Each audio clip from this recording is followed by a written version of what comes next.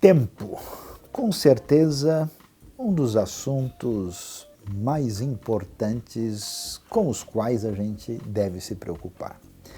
Especialmente nos últimos meses de epidemia, de grande questionamento mundial, a percepção do tempo mudou.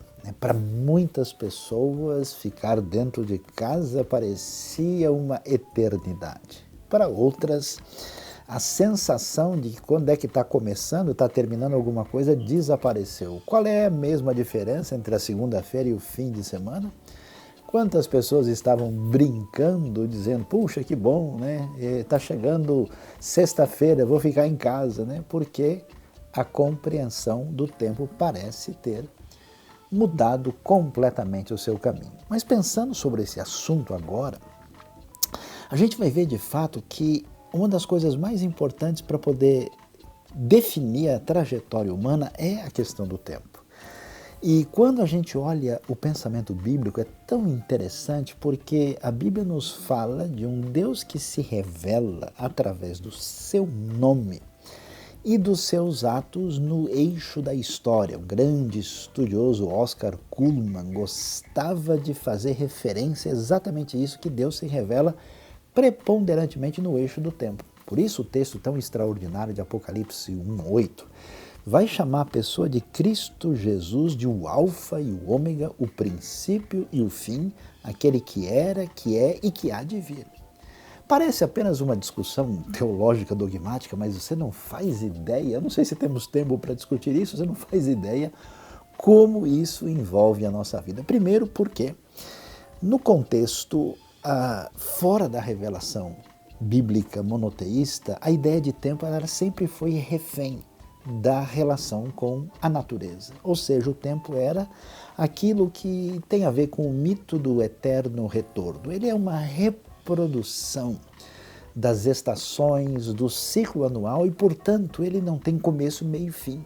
Parece que tudo está simplesmente dando voltas. A grande dimensão daquilo que os estudiosos da fenomenologia da religião gostam de chamar de manifestação da consciência transcendental, que se manifesta no contexto cristão e no contexto judaico-cristão, nos diz o seguinte: olha, o tempo é uma realidade de sequência que pode ser percebido de maneira distinta, mas ele tem começo, meio e fim. Ele tem teleologia e ele caminha por um desfecho apoteótico em sintonia com a discussão do problema do mal, quando a santa utopia bíblica profetiza e aguarda a vitória do bem sobre o mal, trazendo uma cultura de esperança e de vida e nos colocando na dimensão que é necessário ocupar. Porque quando a gente pensa que a gente pode ser eterno, que a gente pode manipular a coisa para lá e para cá, nós simplesmente estamos tentando dizer que somos seres divinos, que podemos estar contra tudo que Immanuel Kant imaginava, fora do tempo e do espaço. A nossa condição nos coloca nessa posição. Portanto, o ponto de referência para que a gente organize o nosso calendário, a nossa vida, a nossa trajetória, a nossa condição de decidir o nosso futuro em função de sábias escolhas é um eixo maior que organiza a vida, o eixo da revelação divina, centrada naquele que marcou o seu calendário na parede da sua casa, Cristo Jesus, nosso Senhor, o Alfa, o Ômega, o princípio e o fim, o que era e o que é e o que há de vir.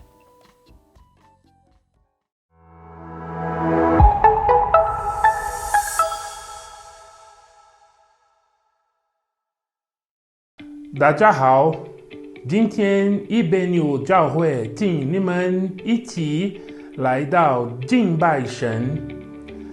Na verdade, nós em mandarim convidamos a todos para hoje celebrarmos e adorarmos o nosso Deus.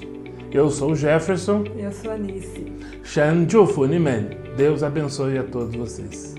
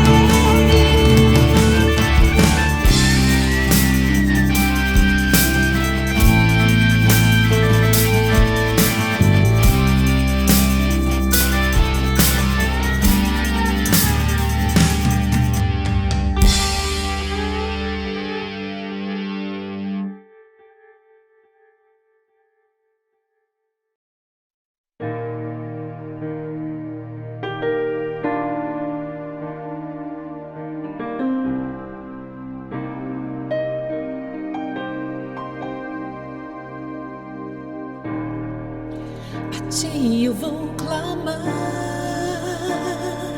pois tudo vem de ti e tudo está em ti.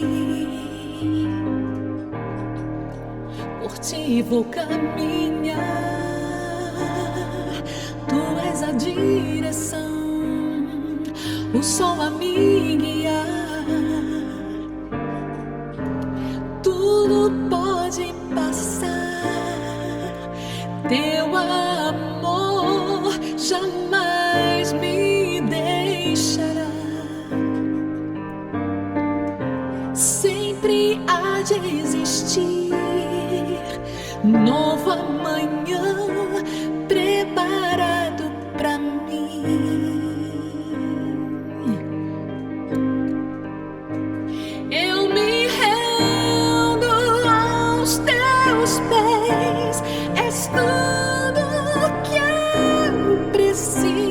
preciso pra viver.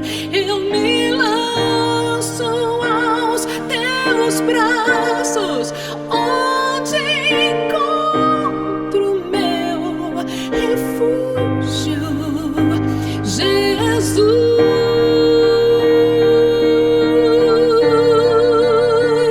Eis-me aqui, Jesus.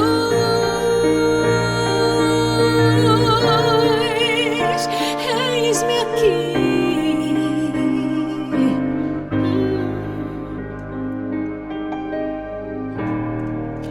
A ti eu vou clamar, pois tudo vem de ti e tudo está em ti. Por ti vou caminhar, tu és a direção, o sol a me guiar. Tudo pode passar, teu amor jamais me deixará. Sempre há de existir novo amanhã preparado pra mim.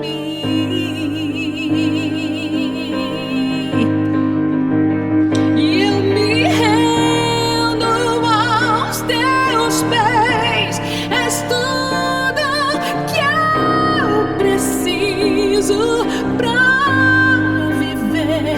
Eu me lanço aos teus braços, onde encontro meu refúgio. Eu me rendo aos teus pés, és tudo que eu preciso pra viver.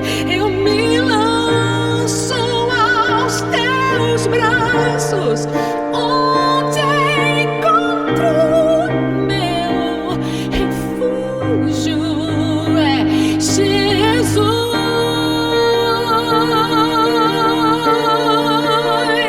Eis-me aqui, Jesus.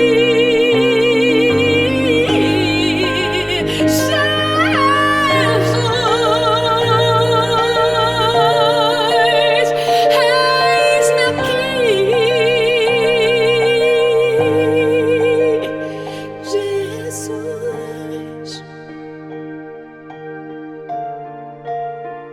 Eis-me aqui,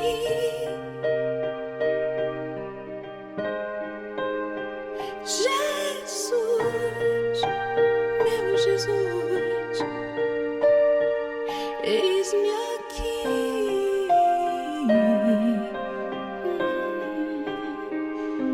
eis-me aqui.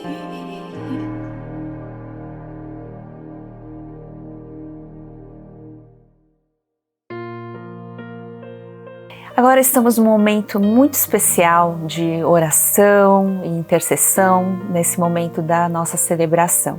Gostaria de lembrar que essa semana que passou foi uma semana muito especial, porque foi a semana da festa das semanas, o Shavuot, que lembra também o nosso Pentecoste, lembra a vinda do Espírito Santo e também lembra esse momento que nós temos na IBNU, que é o mês do serviço. Deus mandou o seu Espírito para nos dar poder, para nos dar dons, para poder nos servir no reino dele.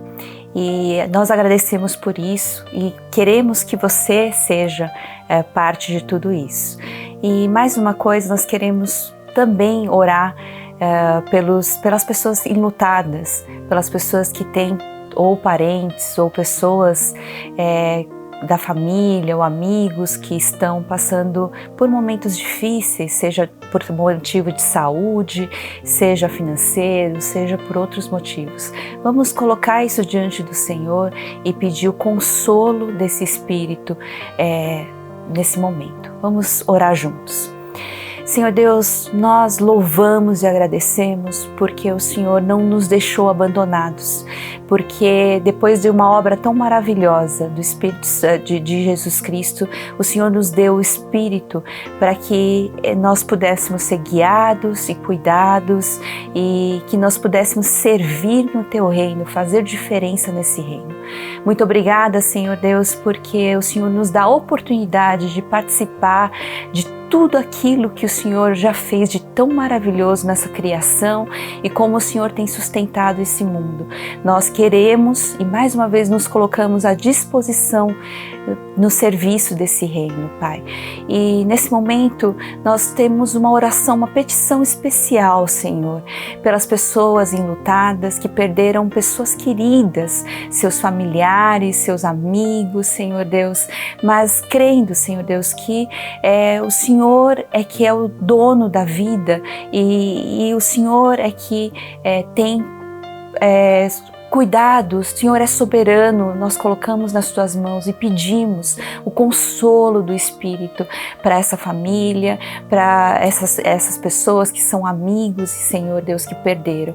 Também, Senhor, nós pedimos que o Senhor coloque a Tua mão sobre a vida das pessoas que estão passando por dificuldades, seja de saúde, seja financeira ou por outras dificuldades de caráter emocional ou física. Senhor, nós colocamos tudo diante do Senhor, porque nada pertence a nós, nada podemos fazer diante de qualquer dificuldade, mas nós podemos, Senhor, depender de Ti, do Senhor que é Pai, do Senhor que é Deus, Pai, que é todo-poderoso, mas é um Deus de graça e misericordioso.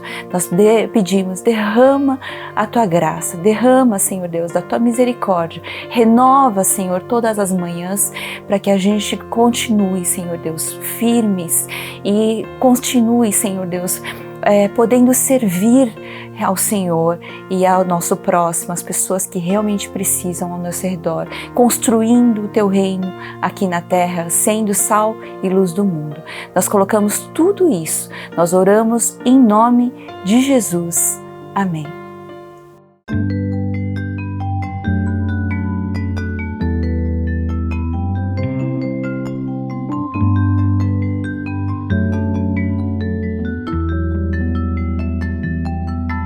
Cada vez que eu abrir a minha boca, cada vez que eu olhar na direção de alguém, cada vez que passo a passo eu chegar em algum lugar, seja a Tua voz, sejam Teus olhos, sejam os Teus pés.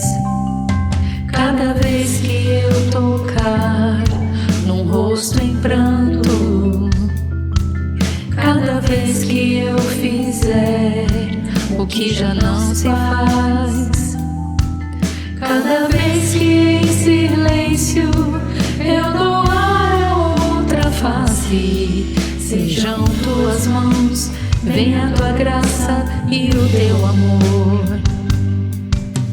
Eu quero Te servir, eu quero Te obedecer, viver Tua vontade, refletir Tua verdade, Te honrar com minha vida, em tudo Te adorar.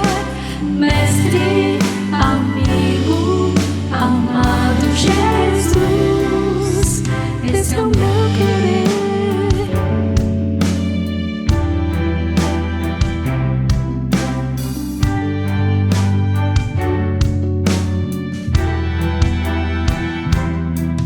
Cada vez que eu tocar um ombro amigo,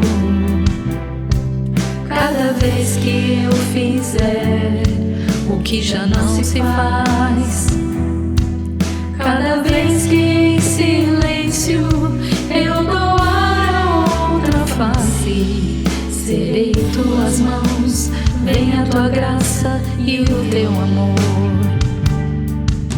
Eu quero Te servir, eu quero Te obedecer, viver Tua vontade, refletir Tua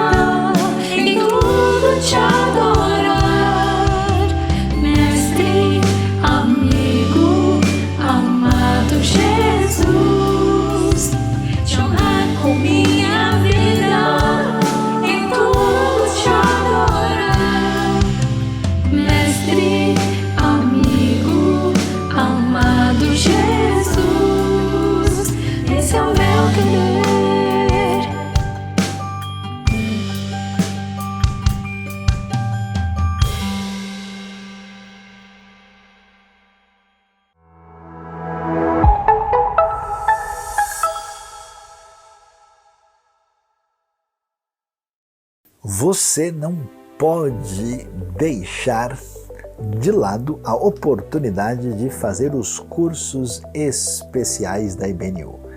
Nós vamos ter um curso muito especial a respeito de eclesiologia no mundo digital. Como é que é a realidade da igreja, como é que a igreja consegue ter pertinência, cumprir a missão e fazer diferença nesse mundo tão recente e poderoso que é a realidade digital. Venha aprender conosco com o professor Jonatas Hübner, começando aí logo em junho. E teremos também um curso especial sobre como faremos para alcançar a nova geração. Nós teremos a professora Ana Bedix, que vai nos falar sobre esse assunto, especialista na área, e os nossos cursos acontecerão na quinta-feira à noite e no sábado à noite, a partir das 19 horas. Fique ligado e faça os cursos da IBNU, que também fazem parte aí da Faculdade Teológica Batista de São Paulo, e quem quiser pode ter aí uma certificação de uma faculdade reconhecida pelo MEC.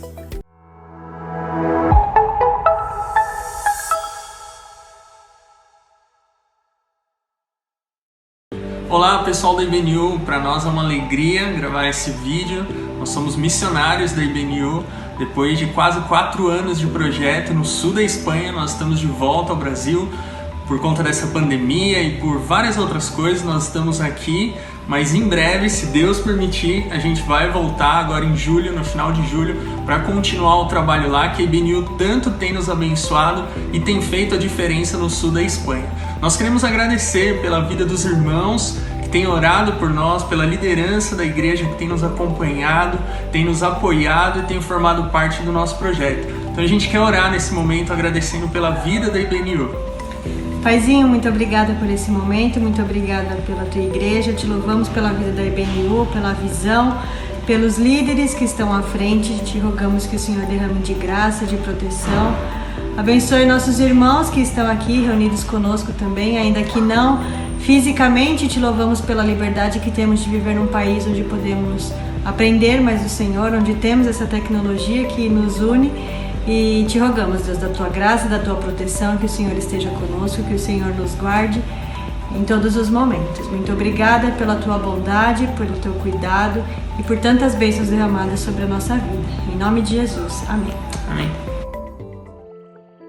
A IBNU tem trabalhado e desenvolvido um ministério muito importante, tanto aqui na cidade de São Paulo, no Brasil e em várias partes do mundo, nessa intenção de levar a mensagem do Evangelho ao maior número de pessoas possível, mas não apenas levar a palavra, levar o Evangelho, mas também levar ajuda, levar consolo, levar conforto, levar a ação de Deus na vida dessas pessoas. E ela tem feito isso através dos projetos sociais que ela tem apoiado aqui na cidade de São Paulo e em outros lugares do Brasil. Também tem sido sustento e alento para muitas pessoas fora do Brasil que têm entrado em contato conosco, que têm falado conosco, que têm pedido nossa ajuda.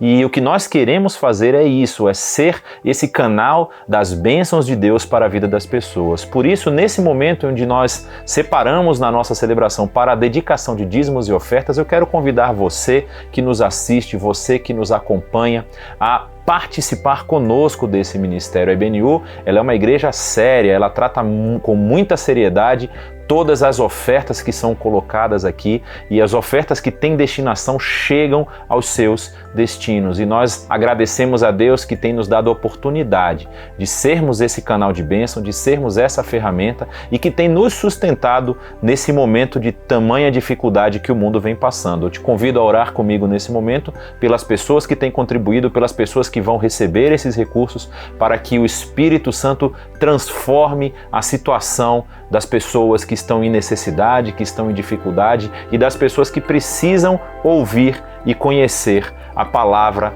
o Evangelho Salvador de Cristo Jesus. Vamos orar? Pai, nós queremos Te agradecer porque a Tua mão tem nos sustentado, a Tua mão tem nos guiado, tem nos dado orientação e queremos pedir que o Teu Santo Espírito continue a nos orientar em tudo que nós fazemos, em como nós aplicamos a nossa vida, como nós aplicamos o nosso tempo, como nós aplicamos os nossos recursos, Senhor. Nós sabemos que tem pessoas na nossa igreja que têm passado por dificuldades, algumas dificuldades com relação a finanças, dificuldades com relação a relacionamentos, dificuldades com relação a esse momento de pandemia que nós temos vivido. Pedimos, ó Pai, que o Senhor nos oriente, nos dê sabedoria em como lidar em cada uma dessas situações, Senhor. E aquelas pessoas que estão passando dificuldades financeiras, Senhor, te pedimos que abra as portas, dê inteligência, dê sabedoria também para que, se possível, elas se reinventem nesse período de pandemia, para que elas também possam receber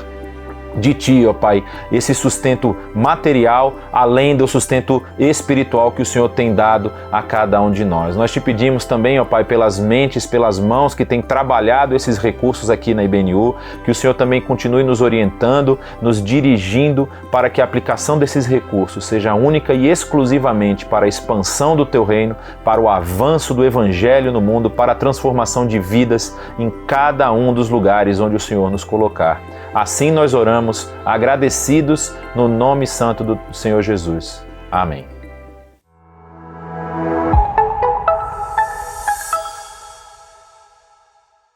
Com alegria que, reunidos neste novo dia, nós louvamos a Deus pelas bênçãos, agradecemos até mesmo pelos momentos difíceis e com o coração grato nós estamos em sintonia aqui com a nossa querida IBNU e com todos que estão conosco, e neste momento nós queremos refletir sobre a Palavra de Deus. E nós vamos ler um trecho do livro de Atos, capítulo 1, e vamos refletir sobre o Espírito Santo em todo canto. O texto de Atos, capítulo 1, diz o seguinte, ele começa dizendo: em meu livro anterior, Teófilo, escrevi a respeito de tudo que Jesus começou a fazer e a ensinar, até o dia em que foi elevado aos céus, depois de ter dado instruções por meio do Espírito Santo aos apóstolos que havia escolhido.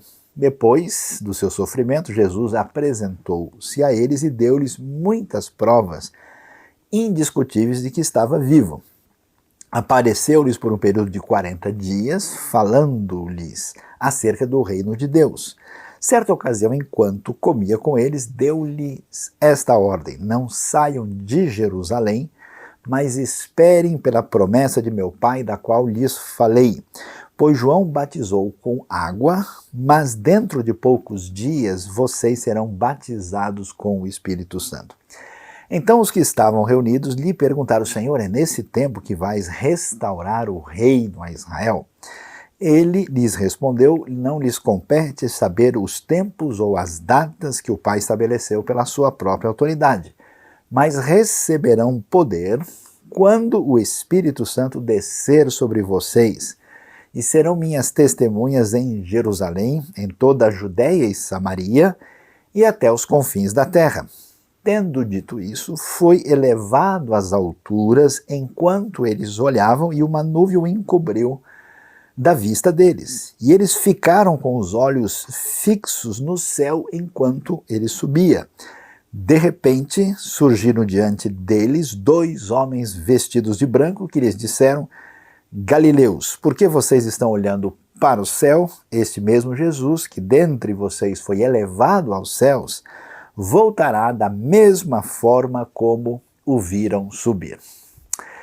É muito interessante, importante e valioso observar o enfoque do livro de Atos na pessoa e no poder do Espírito Santo.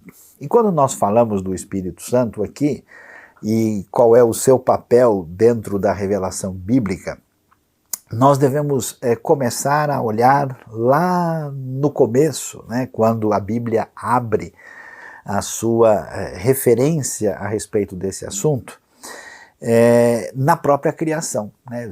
Você vai se lembrar, no começo de Gênesis, nós temos lá a Bíblia dizendo que no princípio Deus criou os céus e a terra, E a terra era ou estava sem forma e vazia. E logo na sequência você vê, e o Espírito de Deus pairava, estava sobre a face das águas. O Ruach Elohim merachef al pnei hamaim, diz o texto no original. E portanto, que coisa, que história é essa? O que a gente tem na questão do Espírito Santo logo no início da revelação?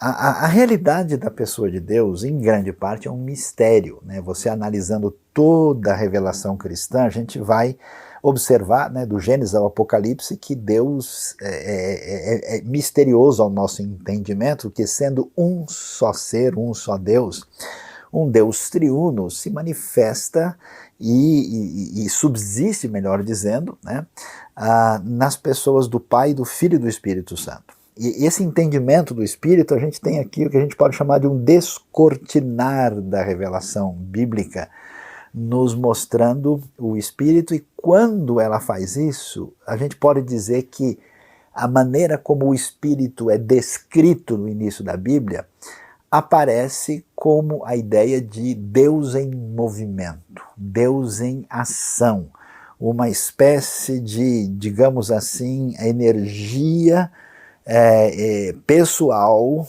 forte, significativa, agindo no ambiente onde ele é descrito. E a primeira coisa que aparece é o Espírito Santo na criação. Então você observa, né? É muito interessante ver isso, porque o próprio Evangelho de João vai falar sobre Jesus, né? Que sem ele nada do que foi feito se fez, né? Dizendo que todas as coisas foram feitas por ele, dizendo que Jesus, como Deus Filho, também está presente na criação. Essa realidade, é claro, Deus, uma referência ao Pai, está ali, e o Espírito explicitamente, né, ele está, assim como que comunicando vida em ação, e agindo no início da própria formação da criação de tudo. Então esse elemento do Espírito tem essa ideia de movimento, essa ideia de vida, né, de ação muito significativa. E olhando para isso, é muito curioso a gente observar que a palavra Espírito, isso que é interessante, é a palavra hebraica Ruach, né, que depois traz o seu paralelo lá com pneumatos do grego, né, da onde veio a palavra pneumatologia, nós temos uma ideia de espírito como também de vento. A gente não percebe isso. E olha que coisa interessante. Olhando para o início da Bíblia, sempre que o Espírito de Deus vai agir, muitas vezes a tradução desse termo ruach ali é melhor colocá-lo como espírito, mas às vezes é vento. Quer ver que coisa interessante? Você vai ver, por exemplo, quando Deus vai começar a agir, né, na sua ação, digamos, redentiva, no desfecho do dilúvio, quando chega no capítulo 8, Deus faz soprar um vento sobre a terra. Quando você vai ler Êxodo capítulo 10, né, que você vai ver a ação das pragas de Deus, das pragas que estão caindo ali no juízo sobre o Egito, e Deus vai interferir, aparece a ideia de que Deus mandou o vento. Então esse vento, né, no original é a mesma coisa. Isso é muito interessante, porque às vezes a gente vê, na maior parte dos casos, né, essa ideia de ruach, e às vezes a gente ouve uma palavra que diz respeito a essa realidade, mas ligado ao fôlego de vida do ser humano. Porque o ser humano tem também, digamos assim, um ruach. Até mesmo em Gênesis 6, quando fala lá, Deus diz, o meu espírito não permanecerá para sempre no homem. Os estudiosos até discutem, né, se é o espírito de Deus que está agindo no homem ou o espírito da parte de Deus que foi dado ao homem, né? Mas há uma outra palavrinha chamada neshama, que também tem esse sentido assim de fôlego, de sopro, e tem um certo paralelo com essa palavrinha outra chamada ruach, né? E aí Deus, por exemplo, ele faz soprar o fôlego, né, na própria realidade humana. Ele é que sopra essa vida que está presente nos animais, né? Quando você vai ver, por exemplo, lá no Salmo 104, que é mencionado isso, e aí nós vemos essa realidade, da ação poderosa do Espírito de Deus presente na criação, presente nesses momentos de interferência divina no plano da história para executar atos de acordo com os propósitos de Deus, e essa ação, né, de conservação da vida, né, esse elemento dinâmico presente que aparece aí em diversos textos através do próprio Antigo Testamento. E quando a gente caminha mais adiante, a gente vai ver que esse agir do Espírito ligado a essa realidade da criação, quando o divino está presente, né, nessa configuração do universo, da terra, de tudo que envolve essa criação e a manutenção e o agir, a manutenção da criação e o agir de Deus dentro dela, esse Espírito também age não só nesse contexto, digamos assim, espacial e cósmico, mas ele age também no contexto histórico. Por isso é interessante o Espírito de Deus agindo de maneira peculiar na história do Israel antigo em determinados momentos especiais. A gente vai ver, por exemplo, que a própria ação de Moisés, né, e daqueles que estão com ele, por exemplo, conforme nós lemos lá no Pentateuco, em Números, quando as pessoas começam a profetizar, né, por causa do Espírito de Deus que está sobre Moisés e que cai sobre aqueles que estão presentes ali nesse relato também.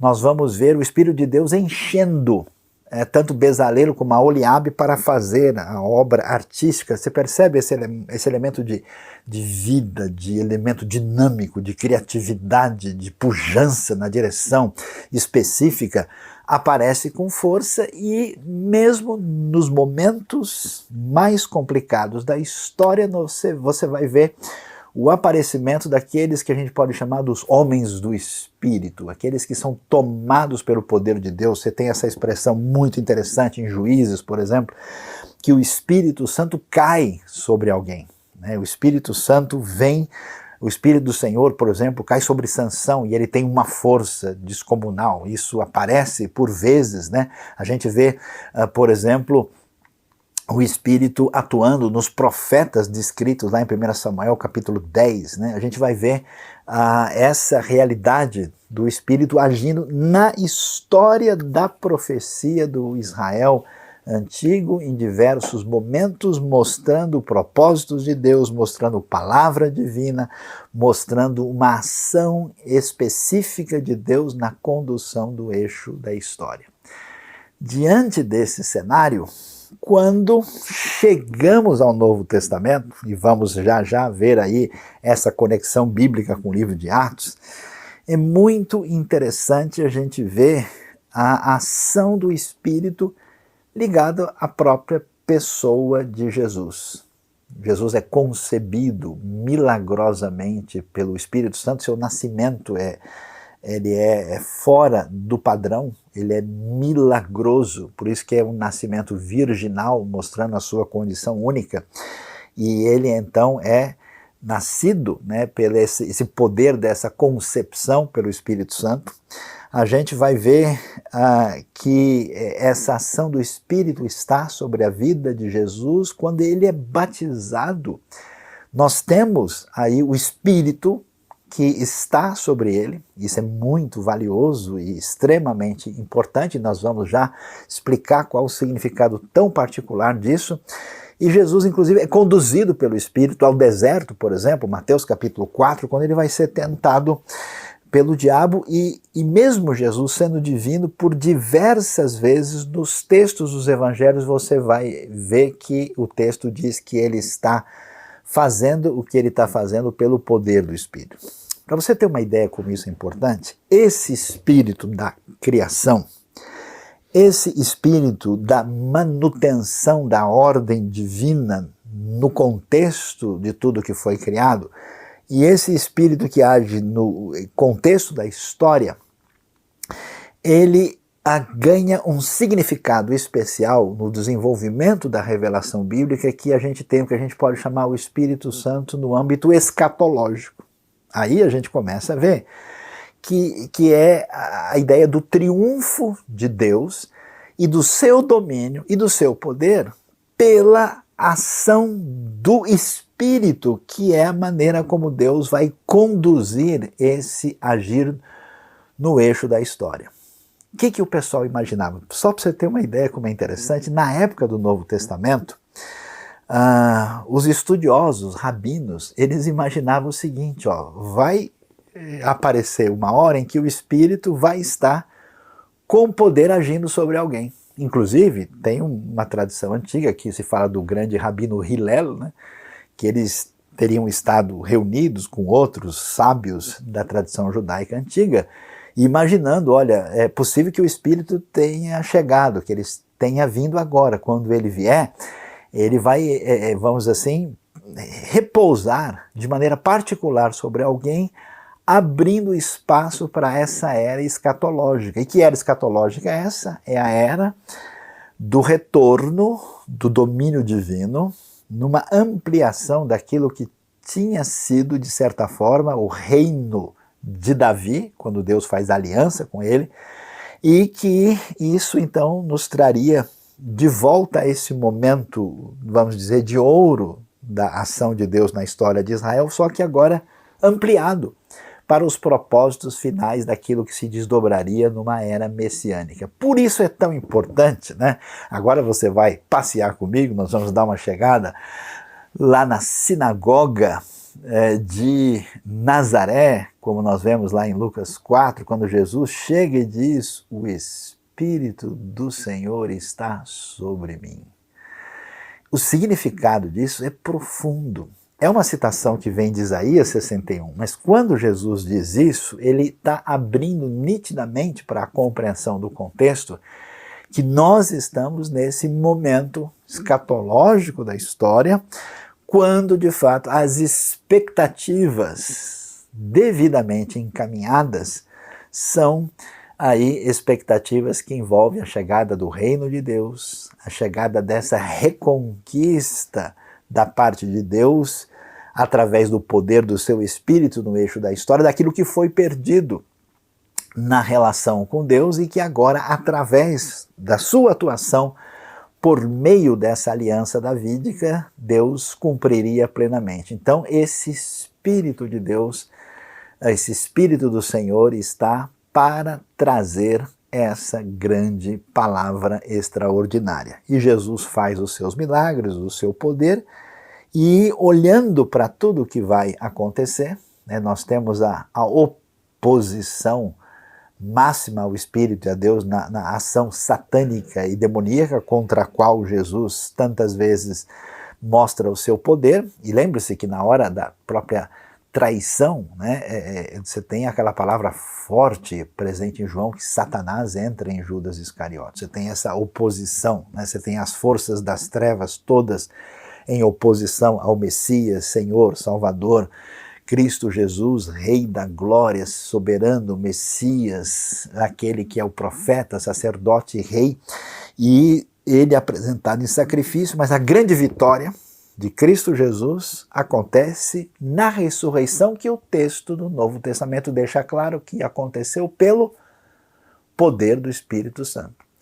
Por isso, Romanos 8 vai dizer, né, se o Espírito que ressuscitou a Cristo Jesus dentre os mortos habita em vocês, então nós temos essa segurança. Aliás, a pessoa que entra na comunidade da fé, que recebeu a salvação, que creu, né, a palavra bíblica é tão importante que essa pessoa que creu agora, ele é carimbado, ele é selado pelo Espírito Santo, a ideia de Efésios 1,13. Né?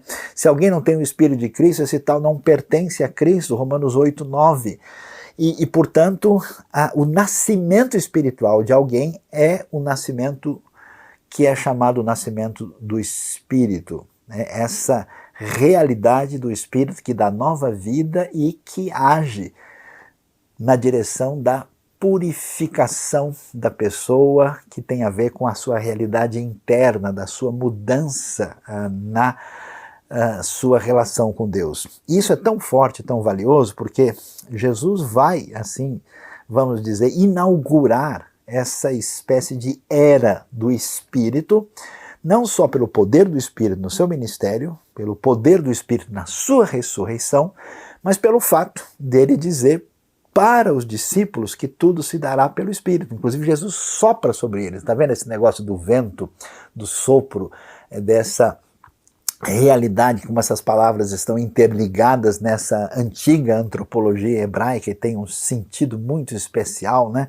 Não só de intimidade, como de vida, né? Porque é um sopro que sai da boca, o hálito de Deus, né? Deus até mostra-se às vezes até a manifestação, por exemplo, dos resfolegar que sai das suas narinas, toda essa comunicação de vida, de sopro muito concreto dentro desse pensamento.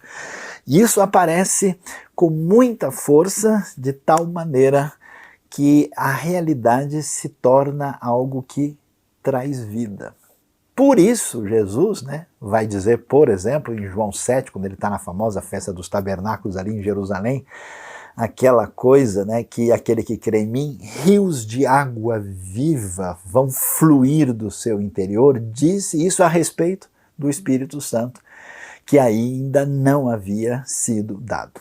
Então, nesse contexto todo, nós vamos ver o Evangelho terminar, e o Espírito Santo tem uma atenção muito peculiar nos escritos de Lucas, né? Que a gente chega aqui em Atos e nós estamos nesse momento extraordinário, espetacular e significativo daquilo que nós vemos. Os discípulos estão ali diante de Jesus e qual é a preocupação deles? Bom, diante de tudo que aconteceu, Jesus mostrou que ele era realmente o Messias prometido. Ele é o profeta. Ele é aquele que veio, né? Ele é o Cordeiro de Deus que tira o pecado do mundo. Ele veio resolver a nossa lacuna e distância diante de Deus. Ele venceu a morte. Meu amigo, chegou à plenitude da ação de Deus completa e nós queremos saber quando é que o reino de Deus vai se definir plenamente. O reino davídico, aquilo que tinha sido prometido lá atrás. E eles perguntam para Jesus. E é muito interessante, né, porque esse reino envolve algo que é a devolução a Deus daquilo que lhe pertencia. Essa rebelião, essa oposição contra Deus dentro da criação e da história humana será finalmente vencida e anulada, e esse reino divino é um reino que domina e vai dominar todo o espaço da terra. Você lembra do Salmo 2, Salmo messiânico, né? Em que as nações estão rebeldes contra o Senhor, o seu ungido? Pois é, vai ser a anulação disso. Os inimigos de Deus são todos vencidos. Ele os esmagará com o seu cetro ou a sua vara de ferro. Não é possível haver a rebelião e oposição contra Deus, porque ele é o rei, e esse reino messiânico tem a ver com isso. Então, é natural que os discípulos falem, escuta, Senhor, é agora que a coisa vai chegar. E olha que coisa interessante, Jesus responde, eu não vou mostrar a agenda para vocês. Não compete a vocês saber aquilo que o Pai determinou. Ou seja, nós caminhamos pela fé na dependência de Deus sem poder controlar o cronograma divino. Mas eu vou dizer para vocês aquilo que é a resposta para a pergunta de vocês. E que resposta é essa? Olha que interessante. Jesus diz, mas vocês vão receber poder, palavra grega dynamis, que tem a ver com energia, com força, né, com algo muito, da onde vem a palavra dinâmico em português, né, quando descer sobre vocês o Espírito Santo. E vocês vão ser batizados, quer dizer, imersos, colocados, né, aí sob o poder do Espírito e fazendo essa comunidade da fé. E quando Jesus diz isso, e então vocês vão ser as minhas testemunhas em Jerusalém, Judeia e Samaria e os confins da terra. Ou seja, a resposta da expectativa do reino de Deus que Jesus dá é a vinda da plenitude do Espírito, a chegada da promessa do Consolador, e aí nós vamos ver algo espetacular, porque nesse capítulo 1 você vai ver aí a história da ascensão de Jesus. Depois que Jesus diz isso, o que o texto mostra é que ele ascendeu aos céus diante dos olhos deles, E eles então, né, ficaram olhando e surgem lá os dois homens vestidos de branco, seres angelicais, que dizem: escuta, o que vocês estão olhando aí? Esse Jesus há de vir assim como vocês o viram subir. O interessante é que o capítulo 2 é o capítulo da chegada do Espírito. É o cumprimento ali da profecia de Joel 2, versos 28 a 32, quando eles estão na festa de Pentecoste, que hoje, neste domingo, é comemorado no calendário cristão, da cristandade, né? Existe aí um ajustezinho de calendário, né? Porque essa festa do Pentecoste é em hebraico chamado festa de Shavuot, festa das semanas ou festa das promessas, né? Que a gente tinha 7 semanas contadas depois da Páscoa. Por isso que Pentecoste em grego quer dizer 50, né? Então se contava, e nesse período aí, que é no contexto da primavera, festa da colheita, nós temos uma das 3 festas mais importantes do calendário hebraico bíblico, que envolvia em primeiro lugar a Páscoa, depois o Pentecoste e depois Tabernáculos. Aí você entende porque está todo mundo lá em Jerusalém. Todo mundo está nessa festa, a coisa está de maneira especialmente ali acontecendo quando vai chegar o Espírito Santo e que vai vir com poder.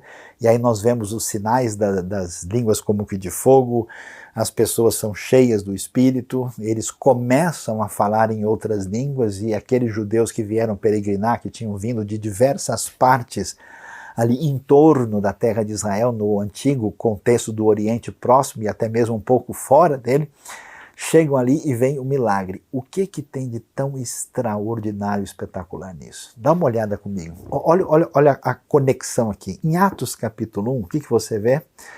Você vê Jesus prometendo a vinda do Espírito e ascendendo aos céus. Nesse movimento você vê uma espécie de união de céus e terra, de uma conexão que nos remete à criação primeira. No capítulo 2 você vê o movimento inverso. No 1, Jesus sobe, no 2 o Espírito desce, mostrando que essa glorificação do Cristo ressurreto, com a sua ascensão e a vinda do Espírito, estabelece esse elemento tão extraordinário que mostra para nós aí essa conexão entre céu e terra, essa ligação entre as duas partes, e que vai fazer aquilo que o Novo Testamento vai chamar de nova criação.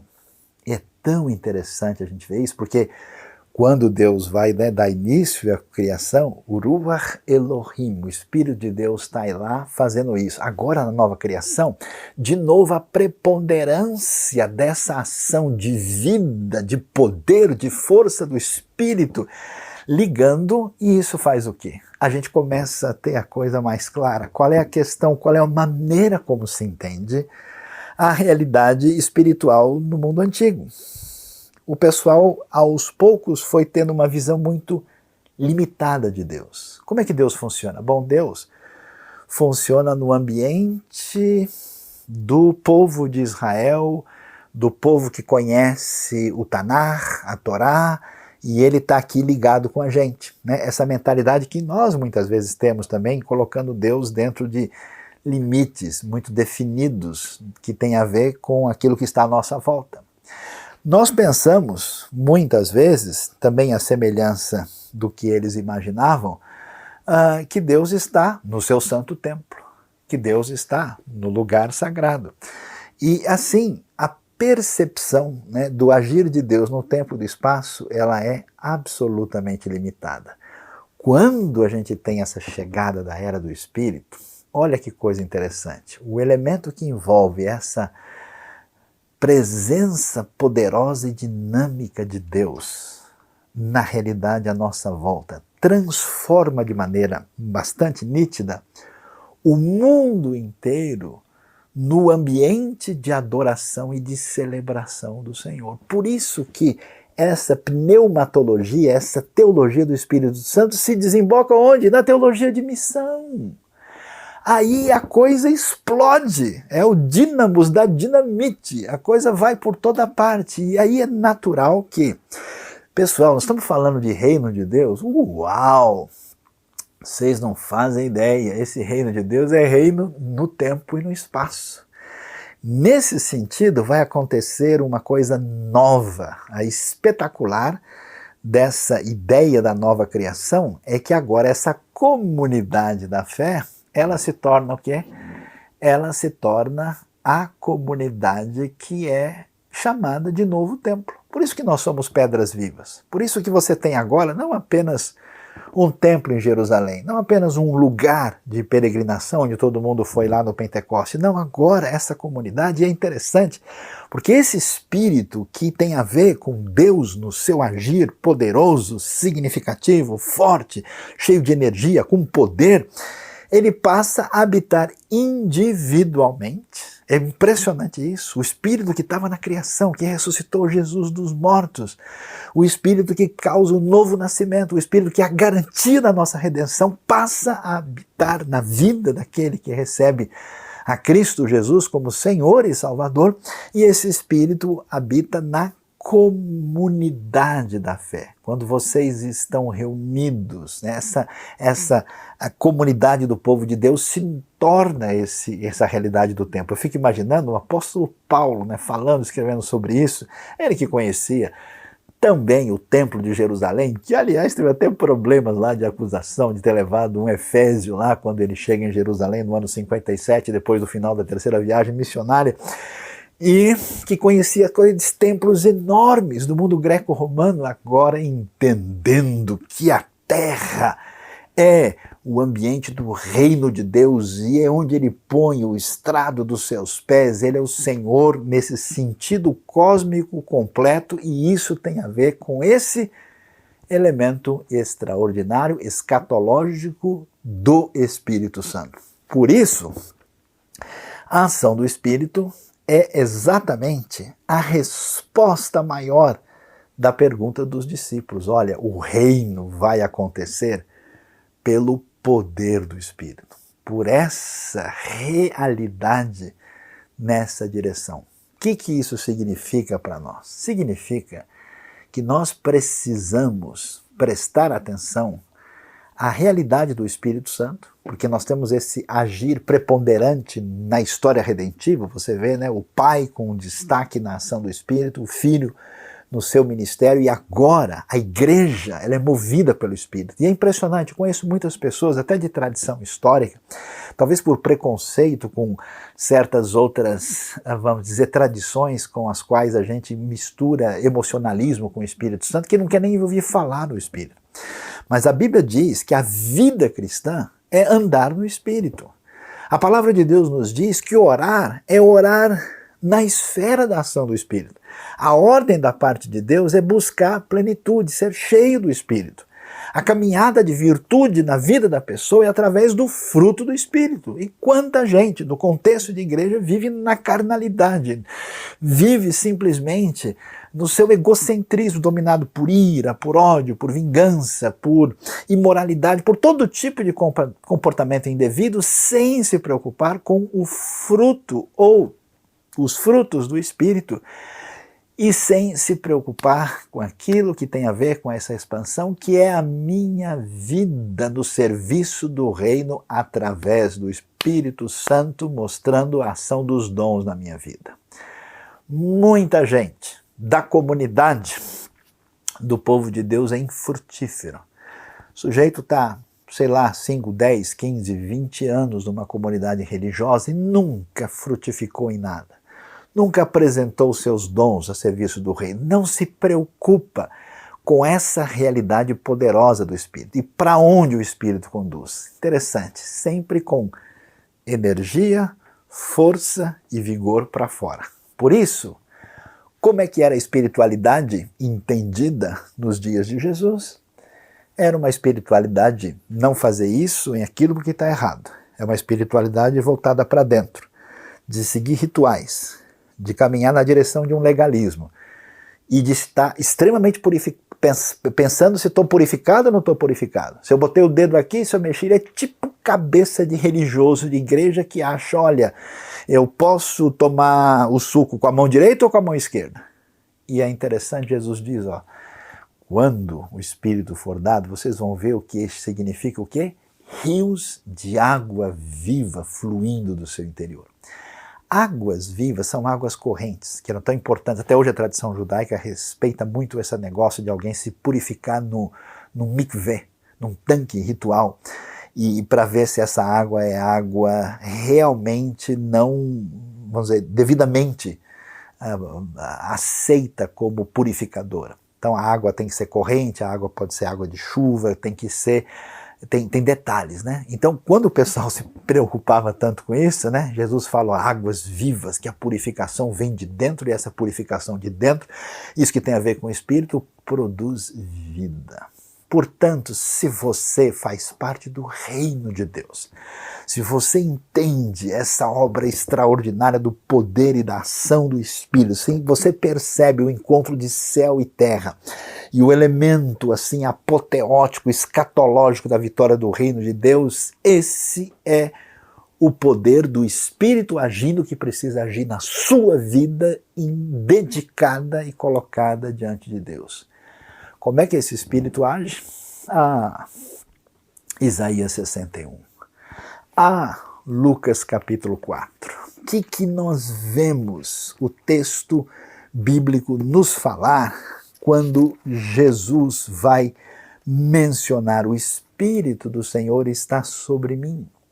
Porque ele me ungiu para pregar boas novas aos pobres, ele me enviou para proclamar liberdade aos presos e recuperação da vista aos cegos, para libertar os oprimidos e proclamar o ano da graça do Senhor. Ou seja, o Espírito agindo em Jesus o leva a uma postura, uma atitude de serviço.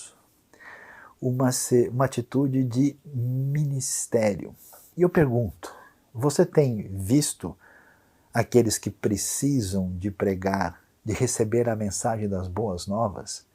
Aqueles que machucados e derrotados na vida pelos seus próprios pecados e caminhos indevidos, estão na situação de pobres necessitados do reino de Deus?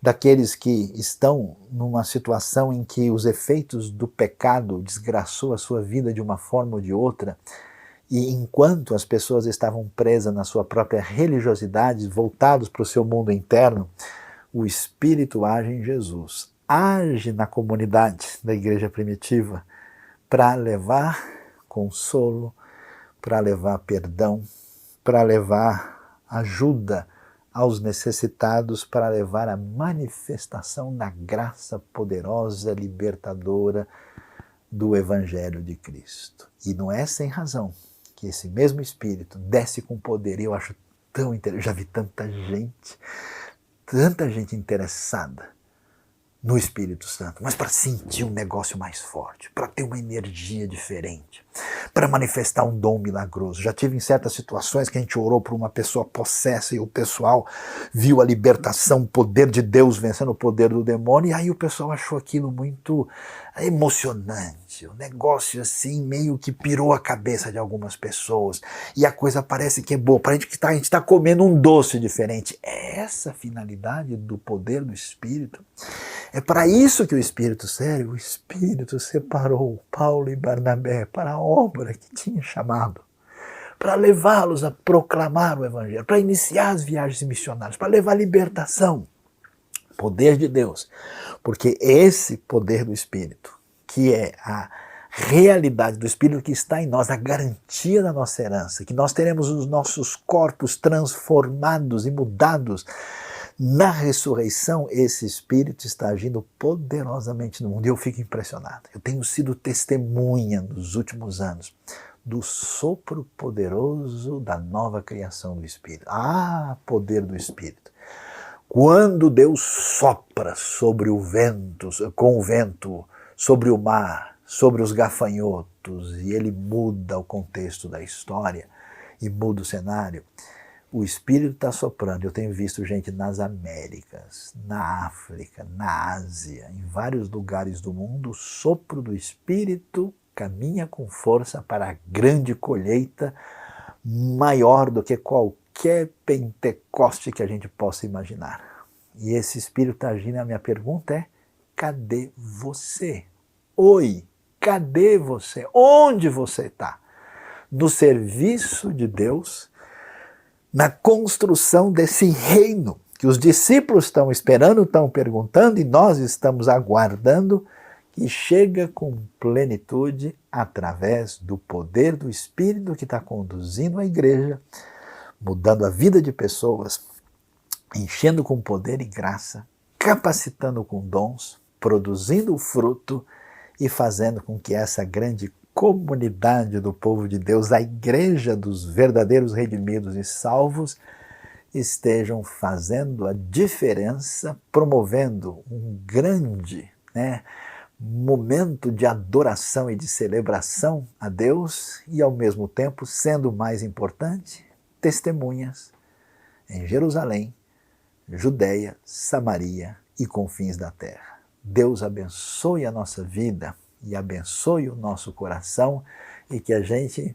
não se esqueça que, na realidade bíblica, a gente descobre que, através do grande poder de Deus, nós vemos o Espírito Santo em todo canto.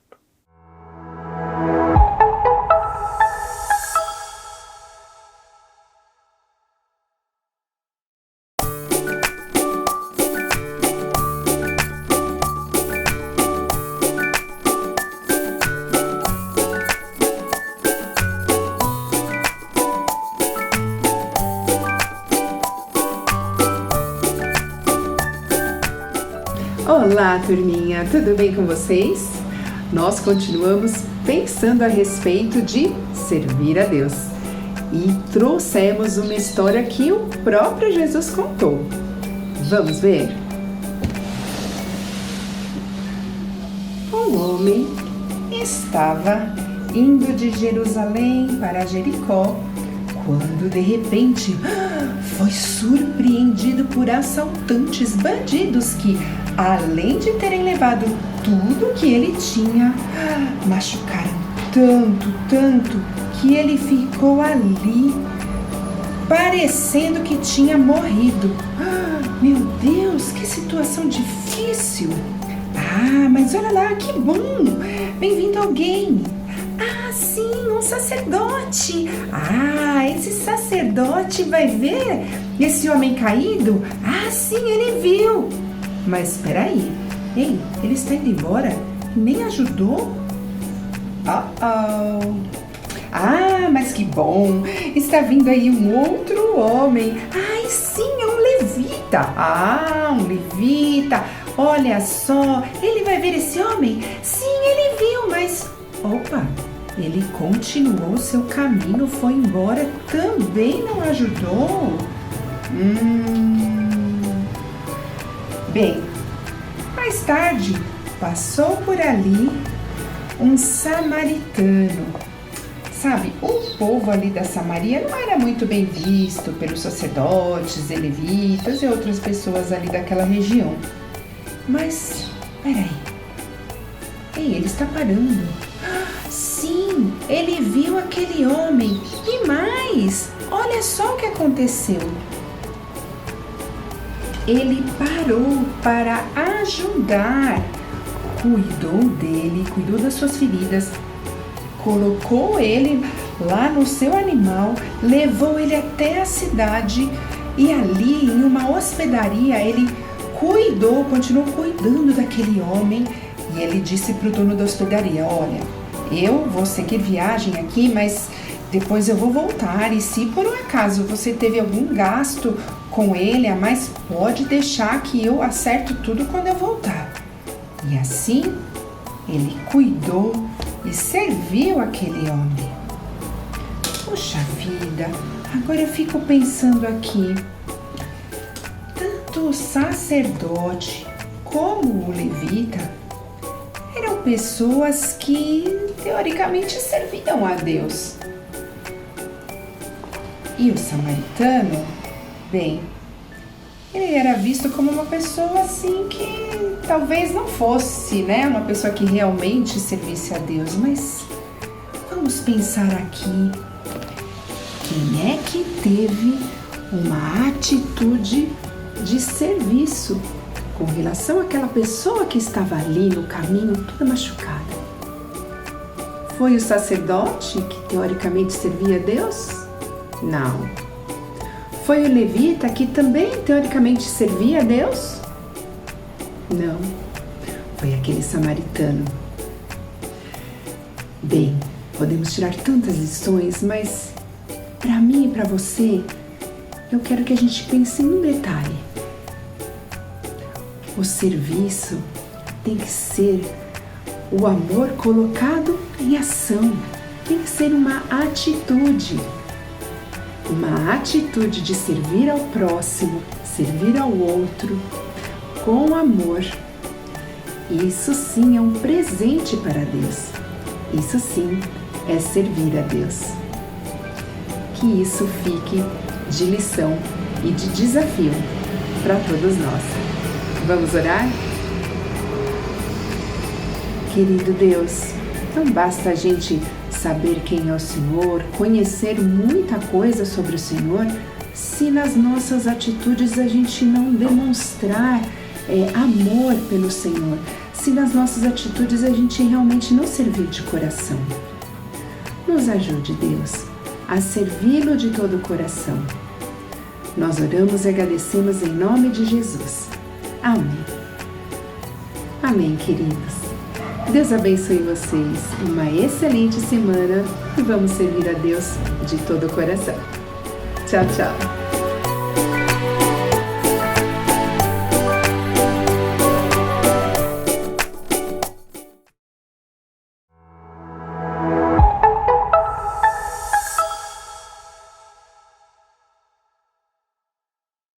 Estão abertas as inscrições para o novo semestre da Faculdade Teológica Batista de São Paulo, tanto para quem quer fazer bacharel em teologia à distância ou presencial. Olha, à distância a pessoa pode estudar em qualquer lugar do mundo e ter um diploma reconhecido pelo MEC, fazendo tudo online.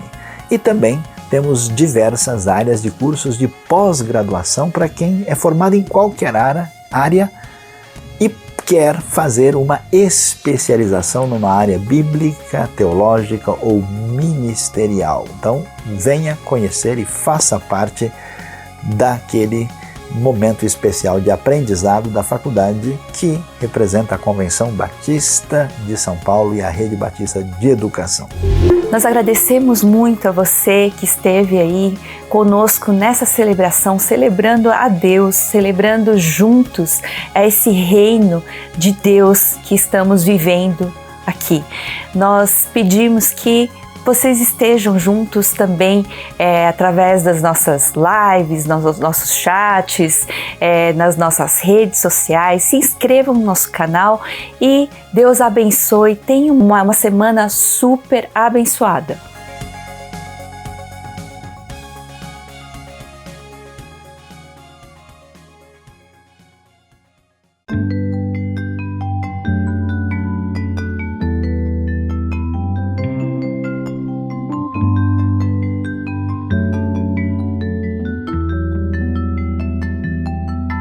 Cada vez que eu abrir a minha boca, cada vez que eu olhar na direção de alguém, cada vez que passo a passo eu chegar em algum lugar, seja a tua voz, sejam teus olhos, sejam os teus pés. Cada vez que eu tocar num rosto em pranto, cada vez que eu fizer o que já não se faz, cada vez que em silêncio eu dou a outra face, sejam tuas mãos, venha a tua graça e o teu amor.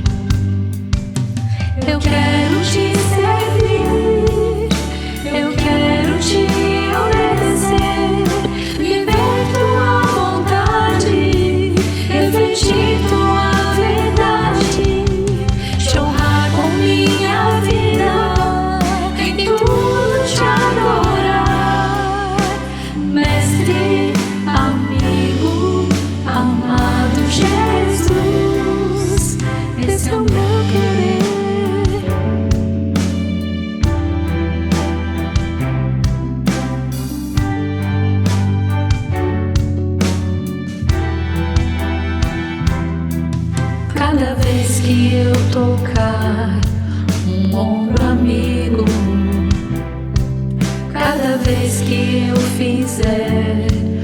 que já não se faz. Cada vez que em silêncio eu dou a outra face, serei tuas mãos, vem a tua graça e o teu amor. Eu quero te servir, eu quero te obedecer, viver tua vontade, refletir tua verdade, te honrar com minha vida, em tudo te adorar, mestre, amigo, amado Jesus, esse é o meu querer.